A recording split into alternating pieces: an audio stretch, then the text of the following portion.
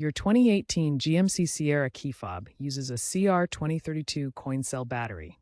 When your fob's range decreases or buttons become unresponsive, it's likely time for a replacement. You'll need a small flathead screwdriver or a plastic pry tool to open the fob. Gently pry open the case at the small notch or seam on the back. Note the battery's orientation, positive side up, before removing it.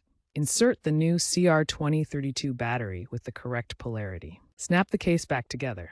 This is a simple DIY repair that saves time and money. If the key fob doesn't work after replacing the battery, first ensure the battery is correctly installed with the positive side facing up.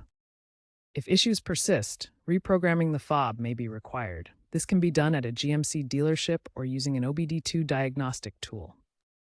Looking ahead, aftermarket rechargeable kits with USB-C charging are emerging, offering longer battery life. There's also a growing trend toward digital keys and smartphone integration for vehicle entry. Finally, always dispose of used batteries at designated recycling centers to minimize environmental impact.